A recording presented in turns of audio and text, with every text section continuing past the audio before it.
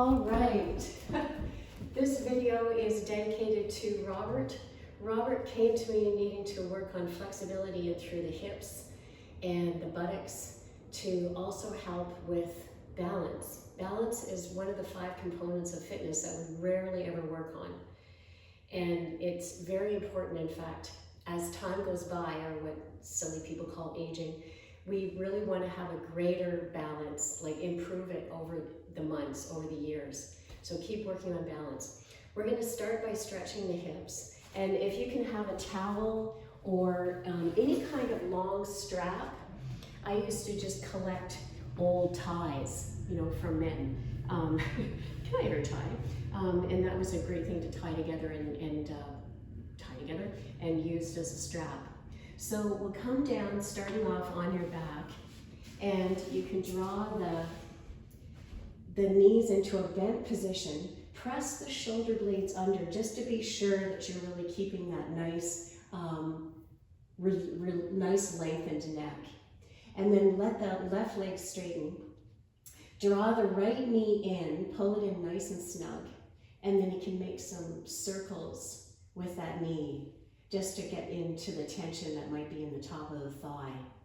And pull in and keep the elbows bent so the shoulders stay back, you're not pulling forward, and you keep the neck nice and free.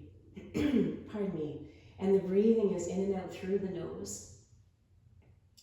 And come on in both directions. Again, letting the elbows bend. And then you can just let that knee go side to side, just releasing into the outside hip. Keep the breathing streaming in and out through the nose so that you're really helping the muscles to let go. And it's helpful to stay in a pose for a minute, or in the dynamic stretch for a minute. In this case, dynamic stretch. And then you can draw that left leg in. Just keep the gaze towards the ceiling. Draw the knee in as much as you can, wherever you are is good. And then come on into circles, circling around. Help the shoulders by keeping the elbows bending and keeping the shoulders back. Circling around, come on in both directions. Drawing the leg in, upper body relaxed, leg on the floor relaxed. The more you can drop this right leg out to the side, the more you'll stretch your lower core and the top of the thigh. And then you can release the leg, and then bring the opposite right leg in. Bend the heels up off the ground, draw the toes back, and bring the heels towards the ceiling.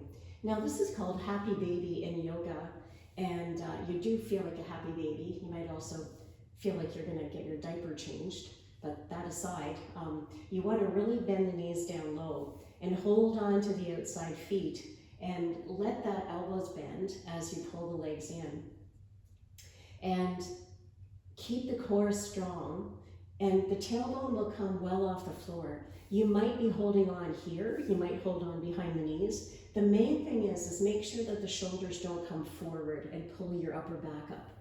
So wherever you are, keep the back down and then pull the knees down as much as you can, keeping the toes flexed back so the heels reach up to the ceiling and you get that stretch right into the Achilles.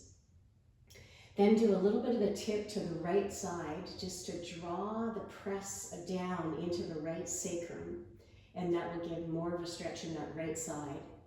And there's muscles right along the spinal column, and now we're going into a little bit more of each side of them. And then you bend that left knee in, and just a little bit more.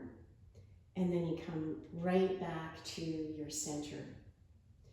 And feel free to pause the video at any time if there's a really great pose that's really working for you.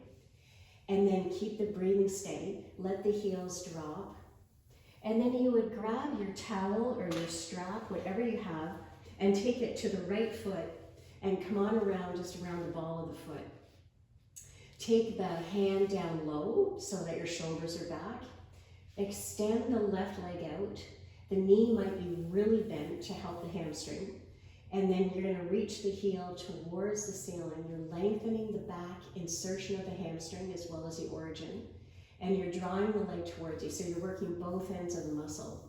Again, stay in the best position for your leg. You're going to draw the leg towards you. Keep the breathing in and out through the nose. Keep the shoulders down, and keep the left heel reaching out. So that's going to activate this left leg, and it'll just keep you from lifting this left bum up off the ground, and then drawing the right leg in towards you.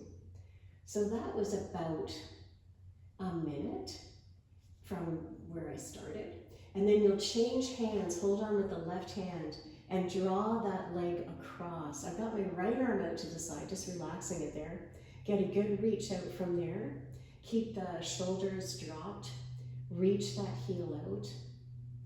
And make sure you're keeping the breathing streaming. Now, if you're a little bit higher, that's fine, but what we're doing is more of a reach out as opposed to a pull down. It's more a reach out into the air with the heel. And then draw it right back to the center. Release the strap. Bend that leg down. Come on to the other side. Take the ball of the foot. Get the strap even. Hold on. Glide down to release the shoulder. Get the shoulder under. I always want you to do that to keep the neck back and free there. Draw the toes back. Work, hold down. Work the leg towards you and keep that heel reaching towards the ceiling. Keep the right leg reaching out. Again, the toes can draw back to really help to open up the back knee insertion there. Keeping the breath, drawing in, breath, breath, reaching, and then change to the right hand. Take this arm out to the side. Keep the leg pretty straight and try not to turn to that side. You're going to keep your waist down as much as you can. You're going to have the hip come up, the buttock, that's fine. And reach the heel out, pulling the toes back as you reach that heel out. Lengthening through the back of the leg. Make sure the neck is free, so you're not holding on somehow, but let the weight of the head back completely. Get that good reach out through the heel. The breathing is steady, in and out through the nose. And always, again, feel free to pause the video at any time if a pose is really working for you. And then you release the strap down. Then just draw the knees into the chest, just to do a little press of the low back down after opening the hips. And you can do a little rock side to side. Again, the elbows are back, so you're keeping the chest open. And then you can roll over to your right side, and we'll draw right up to seated position and come into mountain pose. So mountain pose is about standing perfectly straight and feeling yourself drop your weight, so you're not holding up, like a dancer and being aesthetic. You don't want to be stiff and militant. It's more of a press down through your feet as if you're making imprints in the sand. And the feet are parallel. What does that mean? The balls of the feet are slightly in, and if you were to take a ruler and to measure, you would see that the feet are making like a number 11. So the toes are not turned out, which is really common. We usually have that.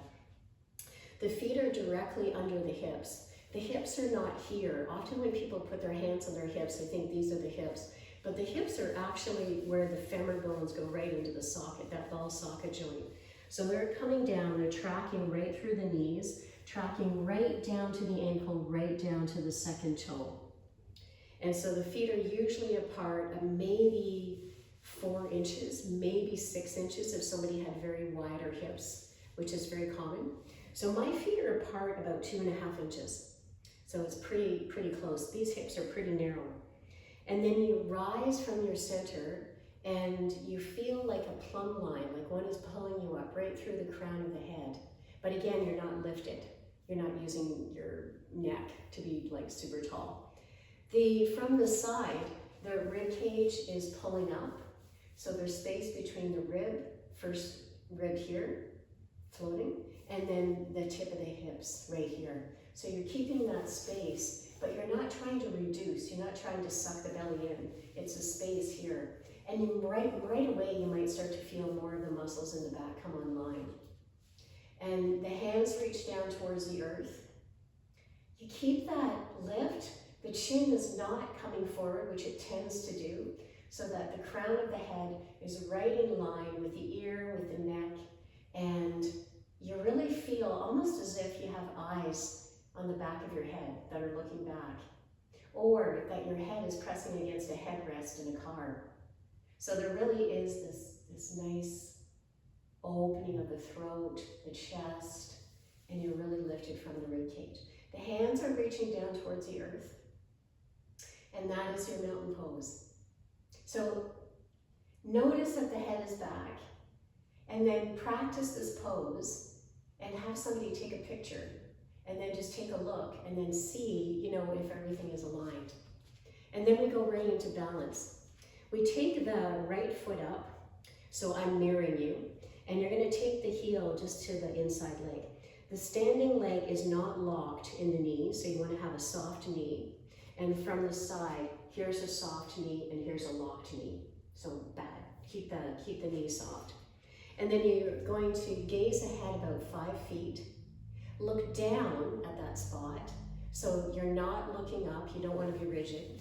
And then you can coax that, if this is an option, you can coax that foot right up into tree pose and press the foot right against the thigh. Anchor down into the standing leg. Feel the rise right from that center of gravity, which is just 2 fingers below the belly button.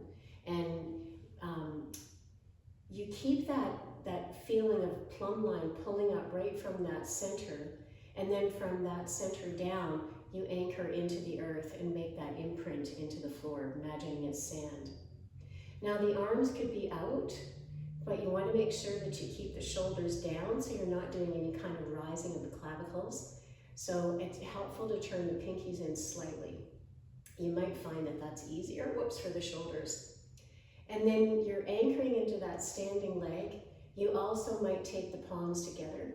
This can really help you to center up from the crown of the head, or you might come into prayer position.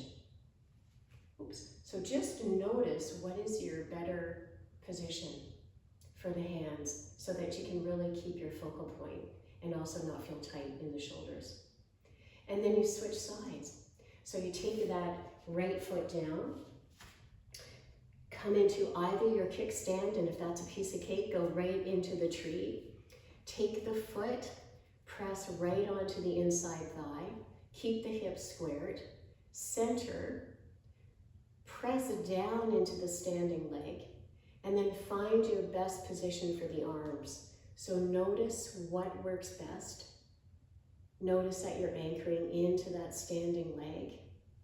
Again, if it feels easier on the front shoulders, mid shoulders, to have the arms wide, please do. And keep pressing into that standing leg. And the breath is steady. So noticing that you keep the breathing and the focal point, and this will start to help to steady any of the quivers. Also, again, feel like you're ascending from the belly button up, and from the belly button down, you're grounding. And that is truly how a tree works. And then you can release and come down. Beautiful. So that's just a quickie for the flexibility and for the balance. Enjoy.